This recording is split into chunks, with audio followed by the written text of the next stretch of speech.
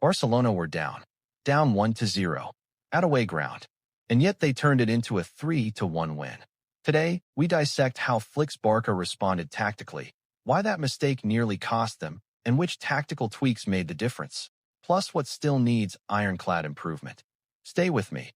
The opener came in the 33rd minute via Alberto Reina, caught all Barca off guard. A goalkeeping error. Joan García came off his line poorly, mispassed, and the defense was exposed. Oviedo punished the mistake from distance. At that stage, Barca had good possession, some half chances, Rashford volley, Rafinha hitting the post, but lacked penalty box danger. Oviedo's defensive setup was compact, and Barca's build-up passes weren't quite high risk or vertical enough. Rafinha was attempting wide penetrations, but Oviedo's transitions from wide back were alert. Barca's fullbacks and midfield weren't committing aggressively enough early. That lack of pressure allowed Oviedo more time to counter. Flick opted for changes and adjustments at the break. Key among them, taking off Rafinha, bringing in Robert Lewandowski later, also injecting more balance in midfield via Frenkie de Jong. These tweaks paid off. The equalizer in the 56th minute came from a scramble inside the box. Ferran Torres sends a cross, the rebound off the post, and Eric Garcia there first. That shows the importance of reaction zones near goal mouth. Even when possession is good, finishing opportunities often come from chaos. Lewandowski's goal, 70. Off a de Jong cross. That was textbook. Movement from de Jong to open the overlapping space. Cross whipped in, and Lewandowski's header. The crossbar helped, but the setup was high quality. On the back line, Eric Garcia's response post-mistake was strong. He not only scored, but helped reorganize the back four in the second half. Also, center-back partnerships. Cubarsí/Garcia alternating roles, giving stability. Oviedo pushed late, but Barca's defensive set pieces and organization prevented the equalizer. Good spatial awareness in the box, blocking runs, cutting out crosses. Joan Garcia's error is worrying. Decision-making outside box, rushing passes, leaving the back exposed.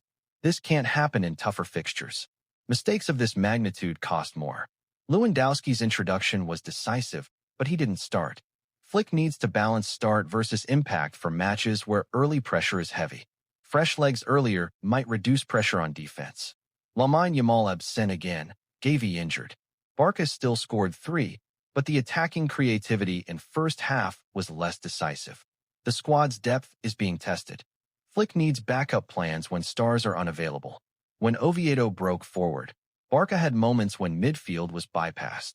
The spacing between midfielders and defenders allowed balls over top. Against better counters, that's dangerous.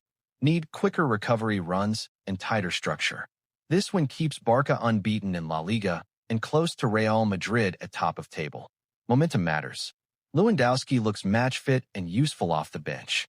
Bigger tests ahead. Will he demand starting spots? Will Flick adjust lineup versus Madrid or in Champions League with these performances? Leadership shown by Araujo and Garcia is key. When the team falters, leaders need to step up. This match shows they can, but consistency needed. Expect Barca to lean into stronger pressing early in matches, being more vertical when in possession, especially when missing creative wide players. Also more cautious in goalkeepers' decision-making. In the next 2 big matches, watch how Flick uses substitutions, how the back line holds up without errors, and who steps into the creative void left by Yamal and Gavi. Those will be the difference between winning La Liga and falling short.